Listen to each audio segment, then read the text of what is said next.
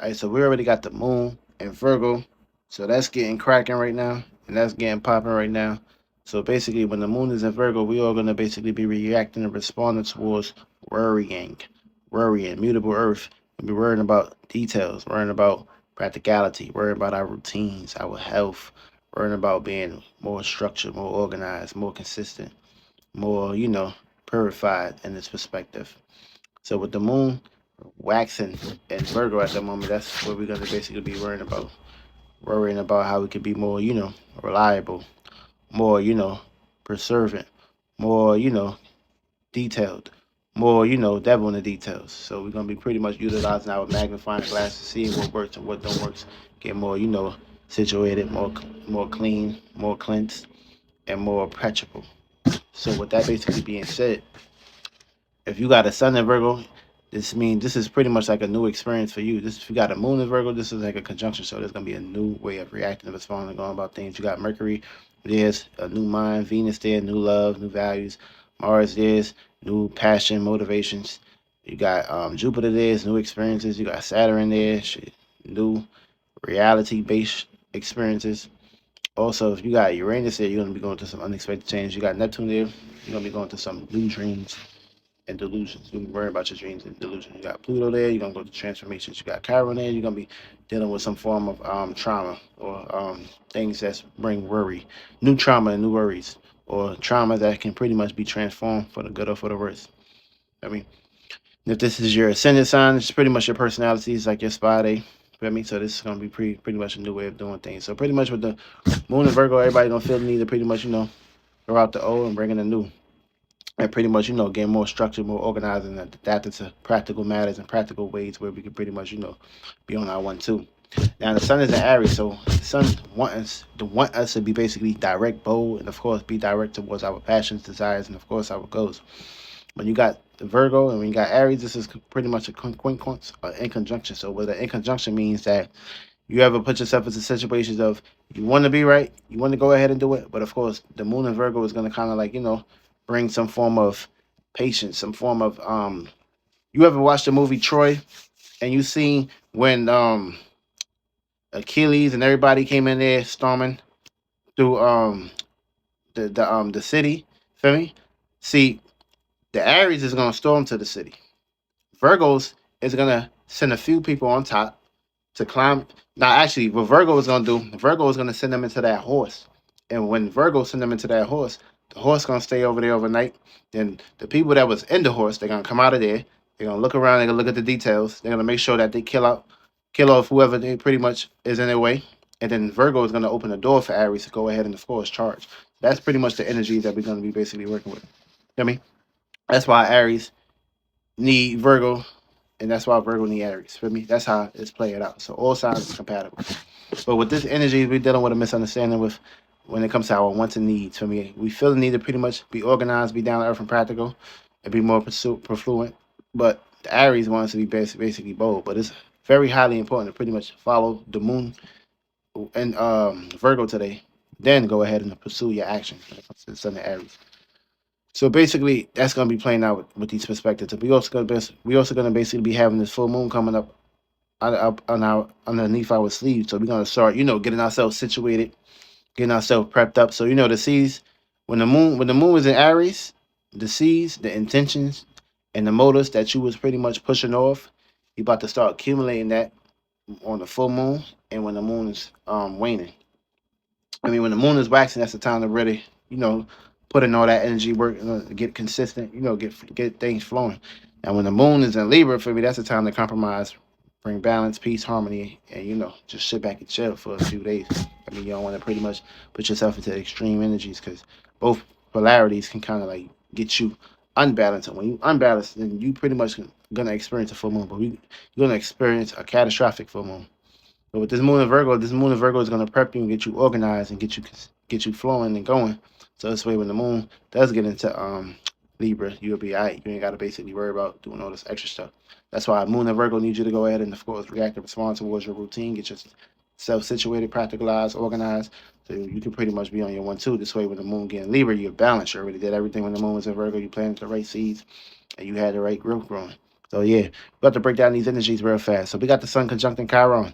So of course, we're gonna be pretty much you're gonna have the power to take action towards anything that's bringing form of traumas, bringing some form of hurt, bringing some form of pain. So Sun conjunct Chiron wants you to take actions on your trauma. Take actions towards your trauma. Be bold.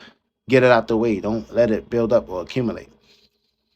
And also, we got the moon sextile and Mars. So we're going to be having opportunities to react towards our desires, passions, and motivations. So what does that basically mean? That means you're gonna have opportunity to react and respond towards organizing, being down to earth and practical when it comes to your goals and your passions and your private perspectives when it comes to moon being in Virgo and Mars being in Cancer. So you're gonna have opportunity to react and respond towards worrying about your passions and desires with good intentions. We also got the moon opposing Saturn. So of course we're gonna be feeling disconnected. Our moods and how we feel about society and reality is gonna be feeling disconnected. See, Saturn is in Pisces. Saturn wants you to get constructed towards your dreams, imagination, fantasies, and delusions. But the moon is one that wants to need us and want us to react and respond towards being down to earth and practical and not worrying about our dreams during this time. So this is basically bringing the polarity of this connection. These two energies can kind of like work together. But the moon and Saturn, those planets is debilitated. Feel me? So we can be reacting, responding towards being workaholics versus neglecting our dreams. So you don't want to neglect your dreams. So you gotta learn how to utilize and balance both. Also, we got Mercury square Pluto. This is learning how to transform your mind and take power and control over your mind. Feel me? And not allowing other people, places, and things to take power and control over your mind. You gotta learn how to transform your mind and get deep into that aspect. And we got Mars trine Saturn. So we're gonna have the gift to directly care and nurture our dreams and our reality. Care and nurture your reality based upon your dreams. We also got Venus conjunct Uranus. So we're gonna have the power. We're gonna have this new power to value the right pleasures and desires in our own unique and original perspective. So if you're in a relationship right now and you're valuing someone or something and they're not open to change or willing to change, then of course you're gonna be the one that's either changing or getting up out of that relationship. Or it's gonna be a situation where change is gonna come drastically. It's gonna just you're gonna go to some unexpected change. You may basically gonna be going to breakups or becoming single right now.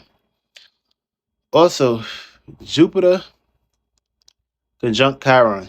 So Jupiter conjunct Chiron is expanding our form. Is gonna Jupiter conjunct Chiron is new experiences and expansions and experiences dealing with our trauma and things that we are expanding on and growing. So pretty much we can pretty much be growing out of trauma and hurt, or we can be going through it, depending on how that's being played out, depending on what you're doing to make sure that's not being welcome upon your life again.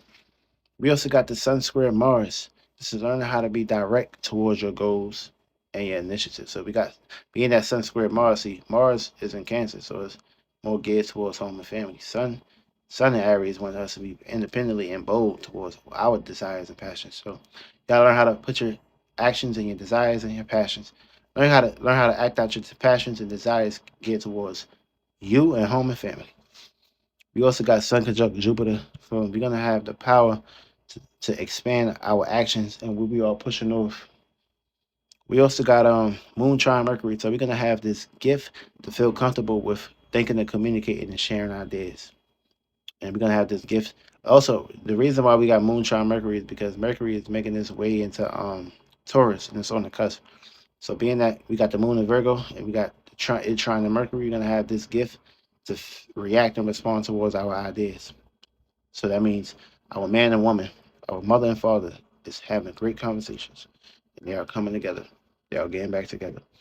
We also got Moon trine Uranus. You're gonna have this gift to react and respond towards change in your own way of being unique and original. So you're gonna have the gift to feel comfortable with change during this time.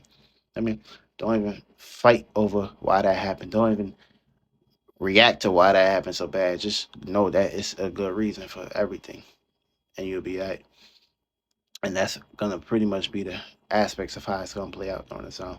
And we also gonna get into a tarot card reading towards the moon in Virgo, the sun in Aries, and also the Saturn and Neptune energies, how it's gonna oppose your moon sign or wherever you have Virgo at in your chart. And we're gonna basically get into the tarot card reading of the full moon, but we also gonna get into the houses real fast and get that out the way. Now, if you have Virgo in the houses, in these houses, see, you got Virgo in your first house, you're gonna be reacting and responding towards personal work, personal health, personal routines, and personal people, places, and things that you bring service to out in the world.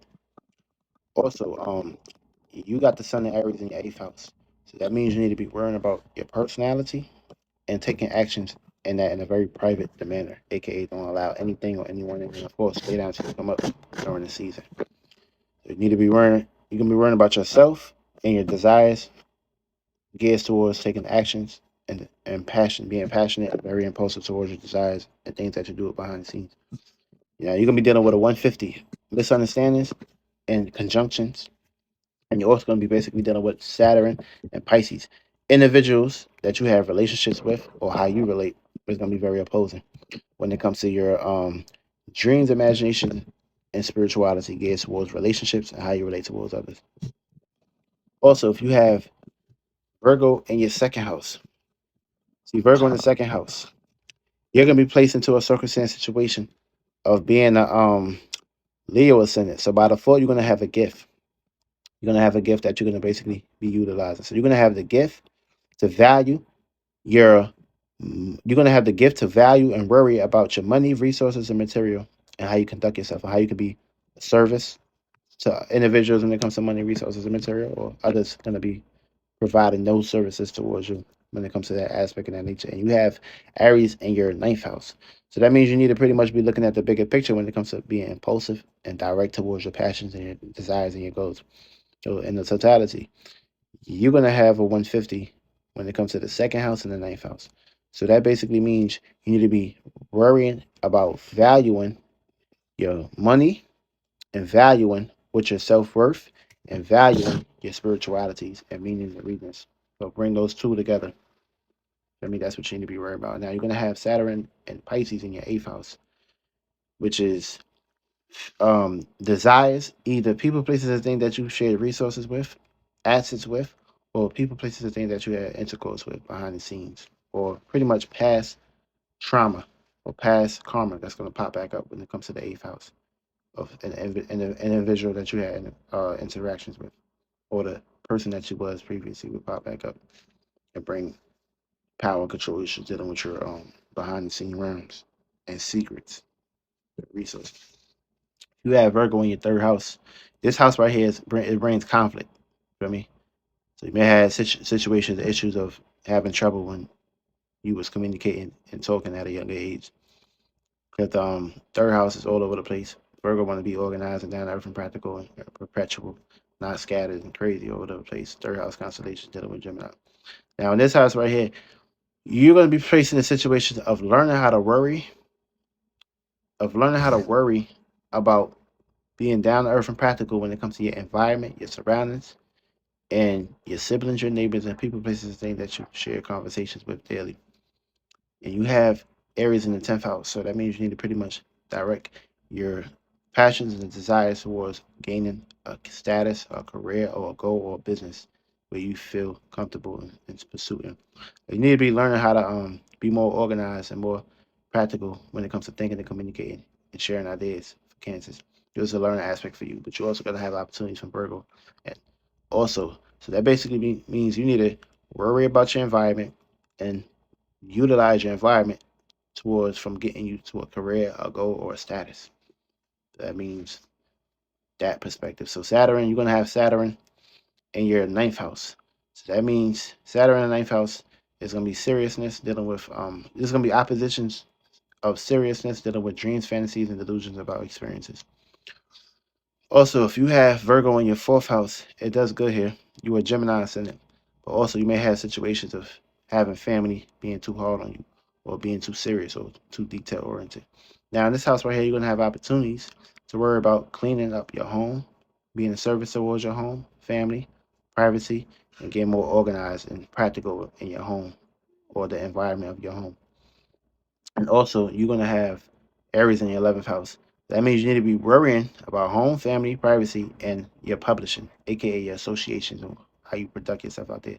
So, worrying about being more organized when it comes to home, your foundation, and how you associate yourself in the world.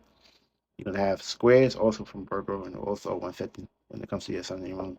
Now you're gonna be basically getting opposed by your status, career goals, and reputation of Saturn in the 10th house. So be aware of that. You have Virgo in your 5th house. You're a Taurus ascendant, so you pretty much need to be worrying and reacting and responding towards seriousness about your romance, fun, entertainment, and of course enjoyment. Be more detail oriented with that. Be more practical towards your fun, your entertainment, and your enjoyment. And of course, you got Aries in your 11th house. So you need to be worrying about that and your associations. You need to be. I'm lying. You got Aries in your 12th house. So you need to be worrying about your fun, your romance, and your dreams, imagination. They're bringing those two together. And also, you are gonna be basically dealing with Saturn opposing you when it comes to your 11th house. So people, places, and things, and friends and groups, that's going to pretty much bring you out your comfort zone. Also, if you have Virgo in your 6th house, he is home here, is comfortable here. So you're going to have the power to react and respond towards worrying about what you do on a day-to-day basis on your schedule system, your work system, your health, your routines. You pretty much need to worry about getting that more organized, more situated, and more structured. And you got Aries in your 1st house. So that means you need to be personally worrying about your work, health, and routines and your personal life, getting that organized, getting that situated. Now, you're gonna have some opposing energies from Saturn and Pisces in your 12th house, which is dreams and delusions and secrecy going on in your dreams. So be aware of that. Watch out. Make sure you getting a good night's sleep and not going to sleep in a very deprived state. Also, if you have Virgo in your 7th house, see Virgo in this house, see the 7th house falls in Virgo, so it's gonna be a whole lot of pent up energies, a whole lot of ups and downs, and of course you're a Pisces ascendant. So by default, you're gonna be the opposer. So in this house right here, you need to be reacting, responding towards worrying about your relationships. Are they balanced? Are they a relationship that you can pretty much hang on to, work with, and get things organized and situated in perspective? Or are you someone that's pretty much making this relationship a work, a job, a 9 to 5? And of course, it's a situation where you're not getting the full end of the stick. You're just getting the half end of the stick. Now, you that's your focus is really worrying about relationships. Now you got Aries in your 2nd house. You need to be worrying about relationships